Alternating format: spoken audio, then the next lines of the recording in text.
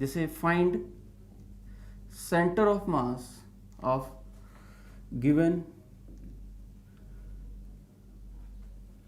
disk if the smaller disk out is from it is taken out.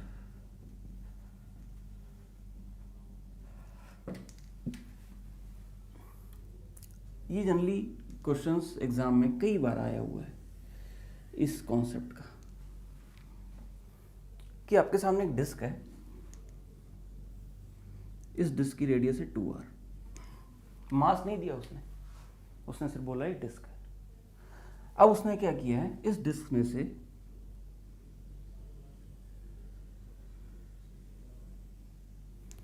इतना part जो है disc का वो इनने काट के निकाल दिया।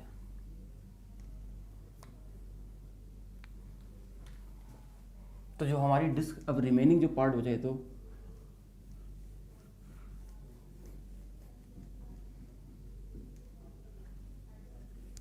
इस रिमेनिंग पार्ट का सेंटर ऑफ मास बताओ, इस रिमेनिंग पार्ट का सेंटर ऑफ मास बताओ, यानी सेंटर ऑफ मास की पोजीशन बताओ या सेंटर मास का डिस्टेंस बताओ फ्रॉम पॉइंट ए। बहुत ही स्टैंडर्ड क्वेश्चन है, ये बच्चों को जनरली परेशान करता है, लेकिन इसको हम बिल्कुल कम से कम टाइम में सॉल्व करने की कोशिश करेंगे। मैं इसको पूरा एक्सप्लेन करूंगा, लेकिन आपको वहाँ पे उस लंबे तरीके से नहीं जाना, you have to go it in a very smart way. ठीक, हाउ, लेट्स सी। अच्छा, पहली बात तो ये तुम्हें क्लियर हो जानी चाहिए कि ये भी टू मास सिस्टम जैसा है या नहीं। हाँ बिल्कुल, it's like a 2 mass system. वैसे तो ये एक ही है, लेकिन मैं इसको कंसिडर करूंगा as a 2 mass system. How, see. तो पहले तो इसको हम अपनी उस स्टैंडर्ड प्रॉब्लम में कन्वर्ट करें जो कि क्या थी, 2 mass system. I can write it as, ये जो डिस्क मैंने बनाई है, I can write it as, इस साइड में इसको इधर बना लेते हैं। सेंटर ऑफ मास था क्या, एवरेज ही था ना। एवरेज किसका, मास और पोजीशंस का, यानी मास और पोजीशन को मल्टीप्लाई करके हर पॉइंट का मास पोजीशन लिखा, एवरेज लिख दिया, और जो एवरेज निकल के आया वो सेंटर ऑफ मास था। अब ये बताओ, अगर मैं यहां से ये पार्ट नहीं निकालता तो ये कंप्लीट डिस्क बन जाती। अगर ये नहीं निकालता तो ये कंप्लीट डिस्क होती। ये पॉइंट ए, ये रेडियस आर है। अब अगर मैं हर पॉइंट का एवरेज निकालता, इस पॉइंट को ओरिजिन मानते हुए, तो आपको ये लगता नहीं कि हर पॉइंट का अगर इन सारे पॉइंट को ऐड कर दूं तो इन सबका एवरेज तो वहीं आएगा सेंटर, क्योंकि सेंटर मास तो ए पे ही है, यानी क्या आता, 0। अगर मैं एक ओरिजिन मान के सबका एवरेज निकालूं तो। लेकिन इसके एवरेज में और इस वाले के एवरेज में, यानी इसके सेंटर ऑफ मास में और इसके सेंटर ऑफ मास में क्या फर्क है, सिर्फ इस वाले में, इस वाले का जब सेंटर ऑफ मास निकालेंगे तो इसके सेंटर ऑफ मास के फॉर्मूले में ये सारे पॉइंट आएंगे एक्सेप्ट ऑल दीज। फिर से सुनो, अगर मैं इस वाले ही चीज का सेंटर ऑफ मास निकालूंगा तो वो एवरेज आएगा इन सारे पॉइंट का मास और डिस्टेंस का मल्टीप्लीकेशन का average, except these points.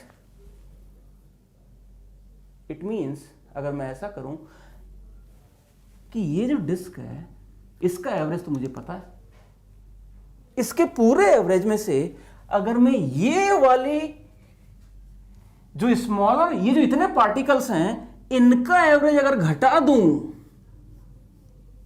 Mathematically सोचो इसको एक बार हल्का सा, मुझे इनका एवरेज निकालना है। इनका एवरेज कैसे निकाल रहा हूं मैं इसका एवरेज जानता हूं, मैं इसका भी एवरेज जानता हूं, इसके एवरेज में से इसके एवरेज को घटा दूंगा तो क्या मुझे ये मिल नहीं जाएगा?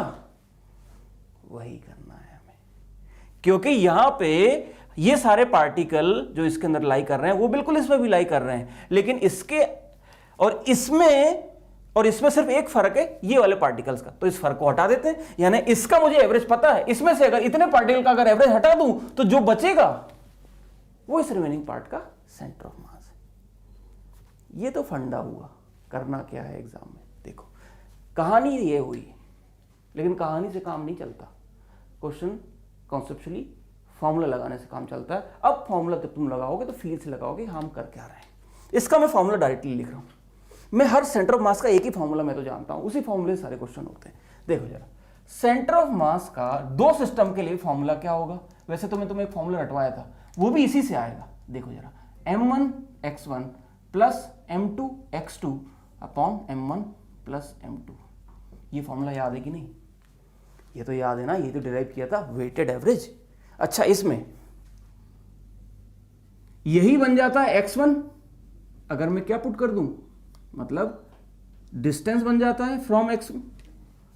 अगर यहां पे मैं m1 को कहां पे मान लूं, ओरिजिन पे, तो यही फॉर्मूला बन जाता है वही m2 दूसरा mass into distance between them upon total mass.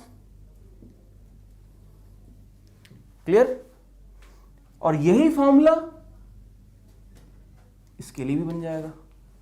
कुछ नहीं करना है आपको, इसका जो सेंटर ऑफ मास होगा दैट इज नथिंग बट, हमें इसमें से बस ये जो रिमेनिंग वाला पार्ट है इसको हटाना है। अब इसको मैथमेटिकली कैसे हटाऊं? यानी ये जो एवरेज होगा, ये एवरेज तो पूरे का होगा, मुझे तो सिर्फ इसका रिमेनिंग का एवरेज चाहिए। तो इसका रिमेनिंग के एवरेज के लिए मुझे इस एवरेज के अंदर कुछ चेंजेस करने पड़ेंगे। क्या चेंजेस करने पड़ेंगे? ये जो m2 मास है, मतलब ये जो इधर वाली है, इसका मैं अगर m1 मास मान लूं, और ये जो मैंने डिस्क निकाल ली है इसको मैं कहूं m2। तो बेसिकली इसको m1 मानूं, इसको m2। अगर मैं इसके एवरेज में से इसका एवरेज हटा दूं तो मुझे ये मिलेगा। मैथमेटिकली मैं क्या कर रहा हूं, अगर मुझे इसका एवरेज चाहिए, इसका सेंटर ऑफ मास चाहिए, तो मुझे कुछ नहीं करना है, m1 इसका टोटल मास m1 माना, इनटू इसका सेंटर ऑफ मास लिखा, प्लस नहीं, घटाना है अब, क्योंकि ये चाहिए, पहले ऐड कर रहे थे लेकिन अब घटाना है, तो प्लस की जगह क्या हो जाएगा, माइनस इसका मास इंटू एक्स का कोऑर्डिनेट x2 अपॉन, अब याद रखो हमने यहां पे कोऑर्डिनेट को नेगेटिव नहीं किया, यहां पे कोऑर्डिनेट्स इनके वही थे, हमने इसके मास को नेगेटिव किया है क्योंकि सब्ट्रैक्ट कर रहे हैं। तो मास को नेगेटिव किया, तो मास को और ऊपर नेगेटिव किया, तो मास को नीचे भी नेगेटिव किया। तो वही फॉर्मूला है, सिर्फ इसमें क्या कर दिया,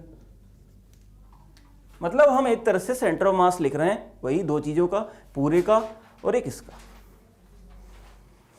तो लिख देते हैं अगेन। अभी मैंने आपको बताया था इसकी रेडियस अगर 2r है, इसकी रेडियस अगर r है, तो इसका मास अगर मैं छोटे वाले का मास अगर m लिखूं तो बाय एरिया से पता हो के जाता है इसका मास कितना हो जाएगा, 4m। ठीक, अब आपने बोला है कि ये a जो है दिस इज 0, यानी ये जो पॉइंट है इसका कोऑर्डिनेट कितना हुआ, 0। यानी इस वाले अगर मैं इसका सेंटर ऑफ मास लिखूं तो कितना हो जाएगा, m1 is 4m into 4m का कोऑर्डिनेट हमने क्या माना है, 0, प्लस नहीं, अब क्या होगा, माइनस। अब ये जो m2 रखा हुआ, ये मास यहां पे रखा हुआ था, m2 मास का कोऑर्डिनेट कितना होगा, उसका सेंटर होगा, क्योंकि डिस्क का मास डिस्क के सेंटर में होता है, एंड दैट इज इसका सेंटर, इसका सेंटर से कितना दूर होगा, ये अगर 2r डायमीटर है, सो दिस इज r, यानी r, और इसका mass small m upon total 4m minus m। तो कितना है यहां से अगर आप देखेंगे, दैट इज